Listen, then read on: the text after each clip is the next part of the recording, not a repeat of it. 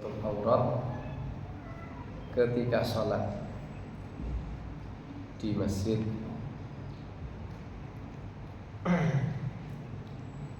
Inda kulli masjidin, ketika sholat, yang disebut masjid tapi yang dimaksud ketika sholat. Ketika sholat dianjurkan, diperintahkan oleh Allah Subhanahu wa ta'ala agar kita menggunakan pakaian yang bersih dan menutup aurat. Dan pakaian itu adalah perhiasan. Berbeda dengan orang-orang musyrik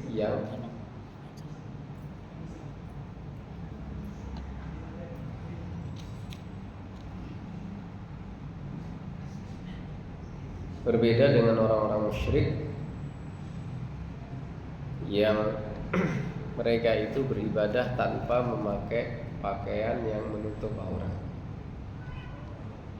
Kebiasaan orang-orang musyrik yang tawaf dalam keadaan tidak berpakaian.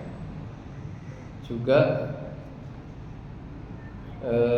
Allah memerintahkan makan dan minum, artinya membolehkan kita makan dan minum dengan catatan tidak berlebihan. Wa kulu washrabu wala tusrifu. Karena Allah tidak mencintai orang-orang yang berlebihan. Dan berlebihan itu selain tidak dicintai Allah, ternyata juga mengandung dampak-dampak negatif. Berlebihan makan dan minum, juga berlebihan di dalam berpakaian pun berdampak negatif. Mungkin menimbulkan kesombongan, juga menimbulkan penyakit. Orang yang sakit banyak sekali awalnya dari kelebihan makan. Kalau Bapak bisa diskusi dengan para dokter yang sering berhadapan dengan pasien, mereka kadang bercerita kebanyakan awal dari orang mulai mengalami gangguan kesehatan ketika berat badannya berlebih, atau berat badannya biasa tapi perutnya besar, lebih besar. Itu adalah awal masalah. Biasanya itu karena penumpukan lemak, kolesterol dan sebagainya. Nanti ada kelebihan gula, ada kelebihan asam urat dan sebagainya. Itu banyak sekali penyakit-penyakit yang disebut penyakit metabolik, ya, kaitannya dengan makanan yang berlebihan atau kurangnya aktivitas. Dan penyakit-penyakit ini diobati juga akan balik lagi, diobati enak, balik lagi, diobati enak, balik lagi. Karena sumbernya adalah makanan yang berlebih. Jadi makan itu diperbolehkan, tidak haram, dan jangan ada yang mengharamkan makanan. Haram makan ini, haram makan itu, bukan haram. Tapi yang tidak dibolehkan adalah berlebihan. Kulu washrabu wala tusrifu. Kemudian di ayat ini Allah menyatakan, bertanya kepada orang-orang musyrik, ya, memerintahkan agar Rasul bertanya kepada orang-orang musyrik, kok mereka begitu itu sampai tidak berpakaian ketika bertawaf. Qul, katakan wahai Rasul, man harrama zinatallah, siapakah yang telah mengharamkan perhiasan Allah? Siapakah yang telah mengharamkan kepada kalian wahai orang-orang musyrik, pakaian yang bagus yang dijadikan oleh Allah sebagai perhiasan bagi kalian? Man harrama zinatallahi allati akhraja li'ibadihi. Siapakah yang mengharamkan perhiasan Allah yang telah dikeluarkan untuk hamba-hambanya? Pakaian-pakaian yang bagus, yang menutup aurat, yang bersih. Siapa yang mengharamkan? Wa thayyibati minar rizqi, dan rezeki-rezeki yang halal dan thayyib. Tidak diharamkan, bukan bangkai, bukan daging babi, bukan darah, bukan khamr. Dan dia kalau dimakan memberi dampak positif ke dalam tubuh manusia, memberi kekuatan, memberi kesehatan. Siapa yang mengharamkan kepada kalian pakaian dan makanan? Sehingga ada orang-orang musyrik yang juga mengharamkan makanan-makanan tertentu, binatang tertentu. Yang ini diharamkan, ini diharamkan, ini jangan, ini jangan, ini jangan. Hanya boleh untuk ini. Siapa yang mengharamkan seperti itu? Siapa? Apakah dia punya hak untuk mengharamkan? Menghalalkan dan mengharamkan itu yang berhak adalah Allah Subhanahu wa ta'ala. Dasarnya sudah dijelaskan. Al-Quran menjelaskan ini loh yang diharamkan oleh Allah, ini loh yang diharamkan. Dirinci lagi dalam hadis-hadis Nabi, ini loh yang diharamkan. Dirinci lagi oleh para ulama penjelasannya. Kenapa kalian mengharamkan? Siapa yang mengharamkan kepada kalian semua itu? Qul huwa lilladzina amanu fil hayatid dunya khalisatan yaumal qiyamah. Katakanlah wahai Rasul kepada orang-orang musyrik itu,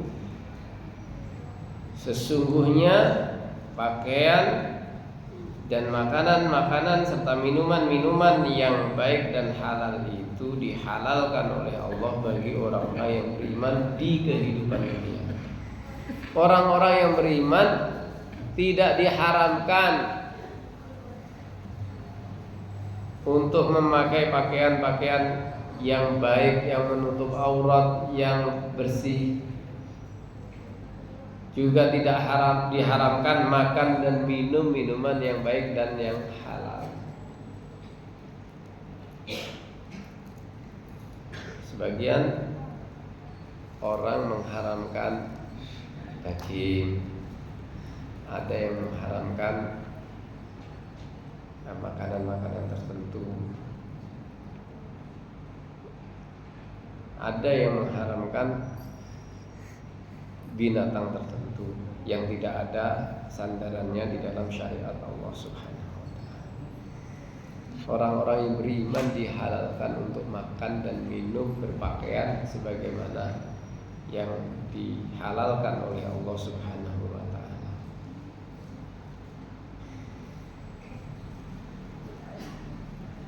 Di dalam kehidupan dunia ini, orang-orang yang beriman halal untuk mengenakan pakaian tersebut dan halal makan dan minum minuman tersebut.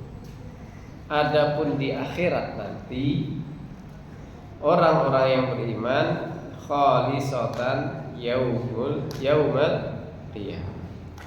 Khalisatan yaumal qiyamah. Di hari kiamat nanti, makanan dan pakaian itu hanya diberikan Allah kepada orang-orang yang beriman. Kalau di dunia orang beriman dibolehkan, orang-orang musyrik, orang kafir juga diberi oleh Allah makanan, minuman, pakaian. Kalau di akhirat nanti hanya orang-orang yang beriman saja yang diberi makanan, minuman dan pakaian-pakaian yang baik itu. Khalisatan yaumal qiyamah, khusus murni hanya untuk orang-orang yang beriman saja pada hari kiamat. Orang kafir bagaimana? Ketika mereka minta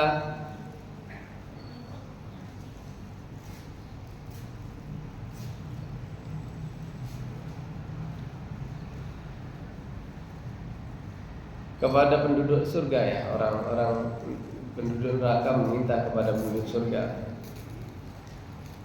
itu berikan kepada kami an afidu alaina minal ma'i au mimma razaqakumullah, berikan kepada kami air atau sebagian yang rezeki yang diberikan Allah kepada kalian. Mungkin semasa di dunia ya, mereka ini kenal, yang satu penduduk surga, satu penduduk neraka, saling kenal, ngobrol yang di surga dan di neraka ini. Yang di neraka minta kepada orang yang di surga, berikan kepada kami air, kami haus, di sini nggak ada air kecuali perasan keringat dan nanah orang-orang penduduk neraka, dan panas sekali, diminum tidak menghilangkan haus. Makanan juga tidak ada di neraka, adanya buah zakum. Mereka meminta kepada penduduk surga supaya memberikan makanan dan minuman kepada mereka. Jawaban penduduk surga, innallaha harramahuma 'alal kafirin. Allah sudah mengharamkan keduanya bagi orang-orang kafir.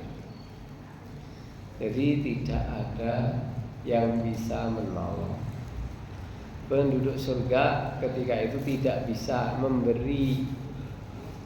Kalau sekarang misalkan ada orang kafir kelaparan, kita bisa memberi bantuan makanan, bisa memberi bantuan minuman.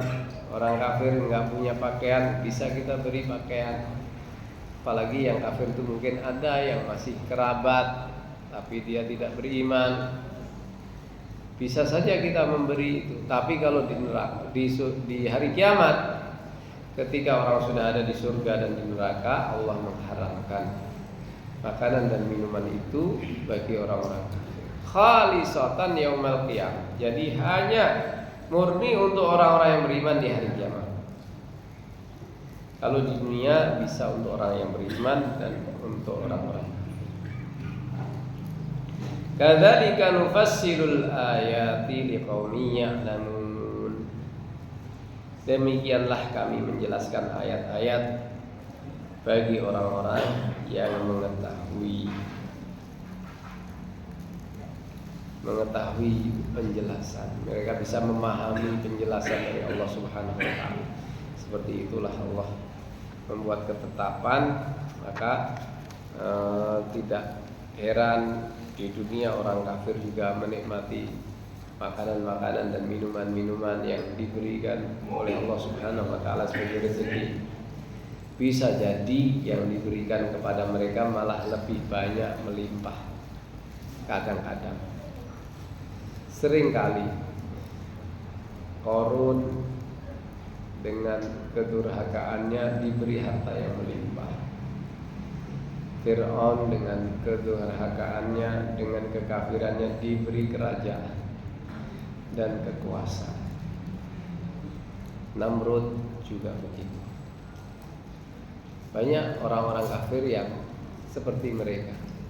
Abu Jahal, Abu Lahab, tokoh-tokoh Quraisy, pembesarnya yang dari kalangan orang-orang kafir, mereka mendapatkan rezeki yang melimpah.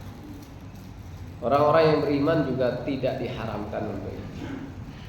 Tidak diharamkan untuk memakan makanan, meminum minuman, dan memakai pakaian yang bagus, kecuali yang sudah dirinci keharamannya oleh Allah Subhanahu wa taala.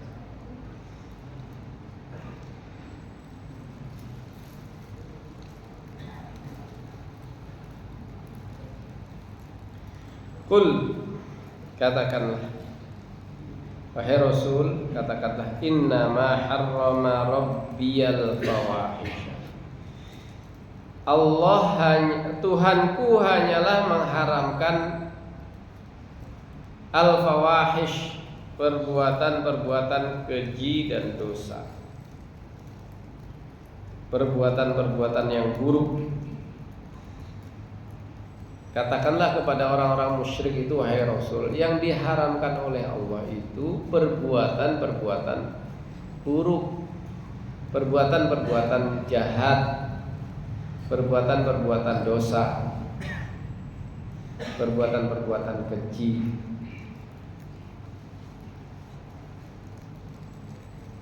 Ma dhahara minha wa ma batan, baik yang tampak dari perbuatan-perbuatan tersebut maupun yang tidak tampak. Zahir atau lahir dalam kondisi terlihat perbuatan-perbuatan itu, atau yang tersembunyi. Karena sebagian perbuatan dosa itu terlihat. Orang minum khamr bisa dilihat orang lain, berjudi, berzina, membunuh orang, menyekutukan Allah dalam ibadah, misalkan, bisa dilihat orang lain yang tampak. Ada perbuatan-perbuatan dosa yang tidak tampak, syirik yang ada di dalam hati, syirkun niyah gitu ya, tawakal kepada selain Allah, kesombongan, iri dan dengki, dan sebagainya yang merupakan penyakit-penyakit hati. Itu juga perbuatan dosa juga, tetapi tidak tampak, dia tersembunyi di dalam hati. Semua itu diharamkan oleh Allah. Itulah yang diharamkan oleh Allah. Perbuatan-perbuatan buruk, perbuatan-perbuatan dosa yang tampak maupun yang tidak tampak. Kalau makan, minum, berpakaian itu bukan perbuatan dosa, bukan perbuatan buruk. Allah tidak mengharamkan itu.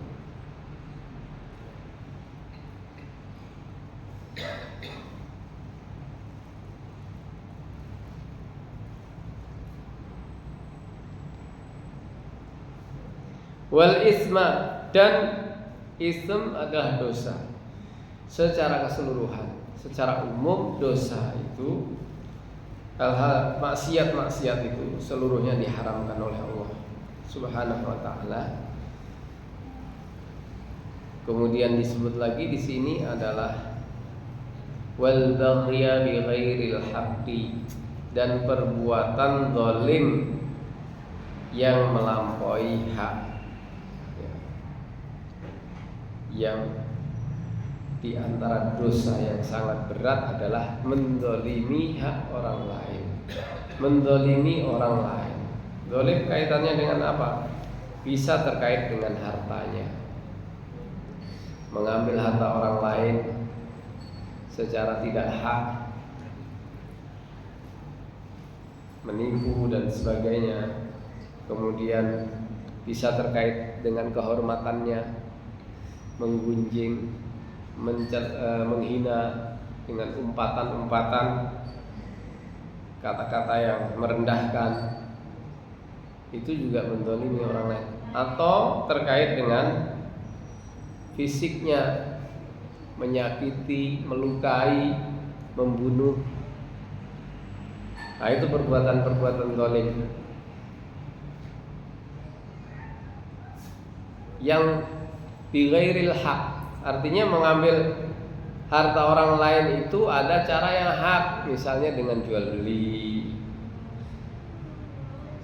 melalui hadiah, hibah, misalnya begitu. Tetapi yang tidak dibenarkan itu mencuri, menipu,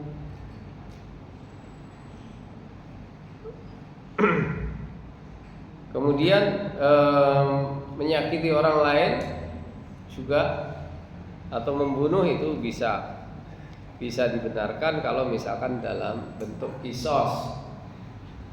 Termasuk kalau kita dicela orang lain, boleh kita balik mencela orang lain tanpa berlebihan. Kalau orang mencela kita, kita boleh mencela orang itu. La yuhibbullahu al-jahra bis-su'i minal qawli illa man zulim. Tidaklah Allah mencintai perkataan yang buruk yang terang-terangan diucapkan kecuali siapa yang dizalimi. Kalau ada dua orang yang saling mencela, yang berdosa adalah yang pertama melakukannya selama yang orang yang dizalimi itu tidak berlebihan dalam membalas.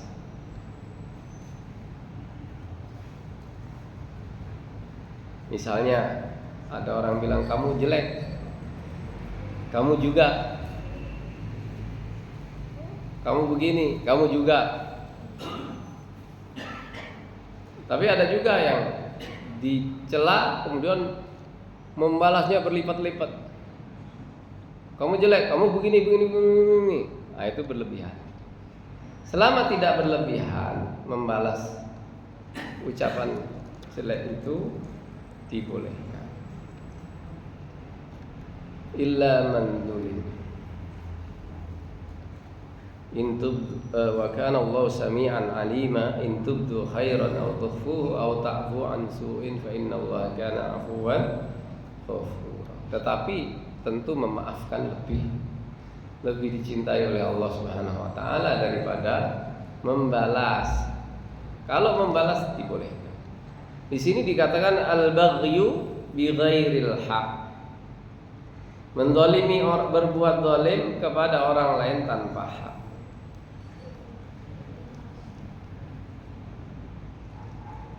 Kenapa zalim ini disebutkan tersendiri? Bukankah zalim itu juga perbuatan dosa? Ya, disebutkannya perbuatan zalim itu untuk menunjukkan bahwa dosa ini sangat besar. Dosa itu banyak sekali, sedangkan mendolimi orang lain itu konsekuensinya berat sekali. Berat sekali. Kalau misalkan orang yang dizalimi tadi berdoa, doanya tidak akan ditolak oleh Allah Subhanahu wa taala. Doanya itu pasti diterima oleh Allah Subhanahu wa taala. Kadang-kadang orang dizalimi mendoakan jelek kepada yang menzalimi, itu kemudian Allah Subhanahu wa taala langsung mengabulkan. Karena memang dakwatul mazlum itu pasti diterima oleh Allah Subhanahu wa taala. Satu itu. Bahaya sekali orang menzalimi orang lain. Biasanya orang menzalimi itu kan karena kuat. Dia lebih kuat, lebih berkuasa, lebih banyak pengikutnya dan sebagainya, sehingga yang dizalimi itu tidak ada yang tidak bisa membalas misalnya, tidak, kecuali kalau ada yang menolong dia. Kalau tidak ada yang menolong, maka dia hanya minta tolong kepada Allah. Ini bahaya. Dia minta tolong melalui doa, doanya dikabulkan oleh Allah Subhanahu wa taala. Orang yang dizalimi itu doanya dikabulkan oleh Allah Subhanahu wa taala. Maka bahaya sekali orang yang menzalimi orang lain. Az-zulmu zulumatun yaumal qiyamah. Kezaliman itu menjadi kegelapan di hari kiamat. Termasuk salah satu yang menyebabkan orang bangkrut di hari kiamat itu adalah berbuat zalim.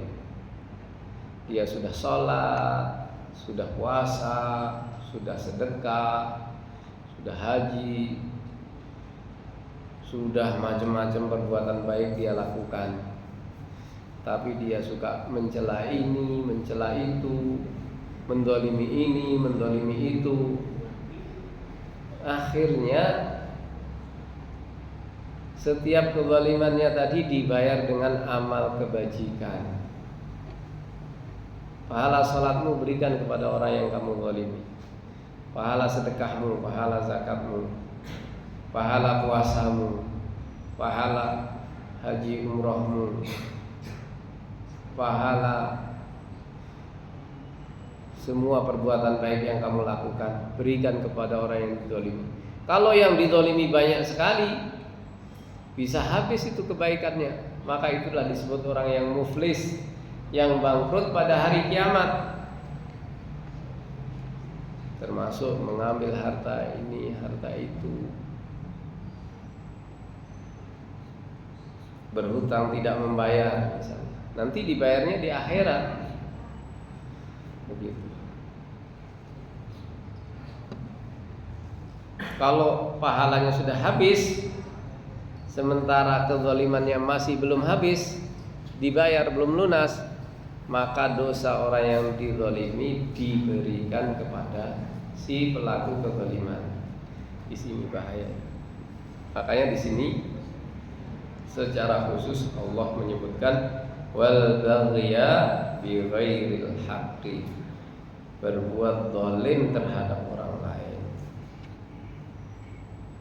melanggar hak orang lain tanpa kebenaran, dan itu tentu saja bertentangan dengan kebenaran.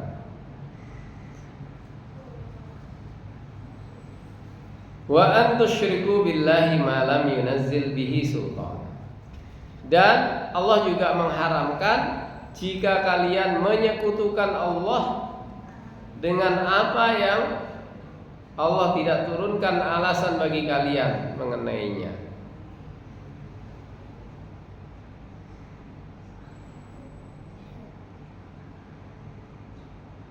Kalian beribadah kepada Allah, juga beribadah kepada orang lain, atau kepada makhluk yang lain, atau kepada benda yang lain, padahal Allah tidak menurunkan bukti-bukti. Kalian tidak punya alasan. Apa sih bukti dia sebagai Tuhan sampai kalian menuhankannya? Itu kan nggak ada. Batu-batu, patung-patung yang disembah itu apa buktinya kalau dia Tuhan? Nggak ada buktinya sama sekali.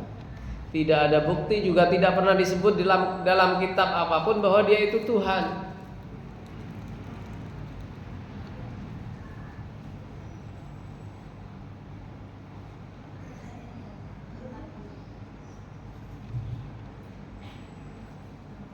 Orang yang musyrik itu tidak punya hujah, tidak ada alasan yang membenarkan kesyirikannya. Kemudian dosa lain yang disebutkan di sini adalah wa an taqulu 'alallahi ma la ta'lamun. Kalian berbicara atas nama Allah apa yang kalian tidak ketahui. Misalkan menisbatkan sebuah amalan bahwa itu sebagai sesuatu amalan yang disyariatkan oleh Allah. Allah mensyariatkan amalan ini. Dasarnya apa? Nggak ada dasarnya, nggak ada dasar ilmunya. Bi ghairi ilmin. Apa yang kalian tidak tahu. Kalau memang itu disyariatkan oleh Allah, dan dasar pensyariatannya dari mana? Kamu tidak tahu bahwa itu disyariatkan oleh Allah, tapi kamu mengatakan ini disyariatkan oleh Allah. Dasarnya apa? Wa an taqulu 'alallahi ma la ta'lamun. Kalian mengatakan atas nama Allah sesuatu yang tidak kalian ketahui.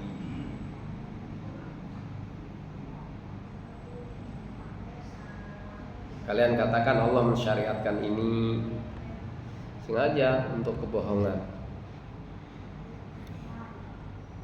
Mensyariatkan itu contohnya adalah atau memerintahkan keyakinan ini dan itu. Contoh yang nyata misalnya orang mengatakan Allah itu punya anak. Allah punya anak, diantaranya anaknya adalah Isa, putra Maryam. Atau orang-orang lain yang dianggap sebagai anak Tuhan. Selain itu nggak ada alasannya sama sekali. Tidak ada bukti-bukti sama sekali. Apalagi menghalalkan dan mengharamkan sesuatu, tahrimu ba'dil halal, menghalalkan pakaian tertentu, ini tidak boleh, ini tidak boleh, tidak boleh, tidak boleh. Dasarnya apa? Nggak ada dasarnya. Atau mengharamkan makanan-makanan tertentu, sebagaimana yang dulu dibahas dalam surat Al-An'am, banyak binatang-binatang yang diharamkan oleh orang-orang musyrik. Juga tidak ada dasarnya. Ini haram, ini haram, ini haram. hanya dasarnya ucapan-ucapan mereka yang tidak didasari dengan ilmu. Menghalalkan dan mengharamkan sesuatu itu hak Allah Subhanahu wa taala. Bahkan sebagian ulama mengatakan kalau saya mengharamkan roti maka itu bisa menyebabkan saya kafir. Roti kok diharamkan, wong itu dihalalkan oleh Allah. Beliau mengatakan seperti itu. Artinya yang halal itu tidak boleh kita ubah sendiri. Ini hukumnya haram. Berbicara halal haram itu harus ada dasarnya, bukan soal selera diri sendiri. Nabi SAW pernah ditegur oleh Allah gara-gara mengharamkan madu untuk dirinya sendiri, bukan untuk umat. Ya ayyuhan nabiyyu lima tuharrimu ma halallahu lak. Wahai Nabi, kenapa engkau haramkan apa yang dihalalkan oleh Allah? Tidak boleh kita mengharamkan atau menghalalkan yang bertentangan dengan penghalalan dan pengharaman yang disyariatkan. Baik, sebelum selesai ada permohonan doa kesembuhan dari jamaah kita, Bapak Narso. Saat ini beliau sedang diopnam di Rumah Sakit Kustati karena kecelakaan. Kita doakan bersama-sama.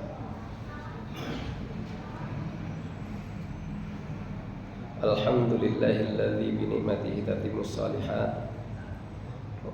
Allahumma lakal hamdu kama yanbaghi li jalali wajhika wa 'azimi sultanik.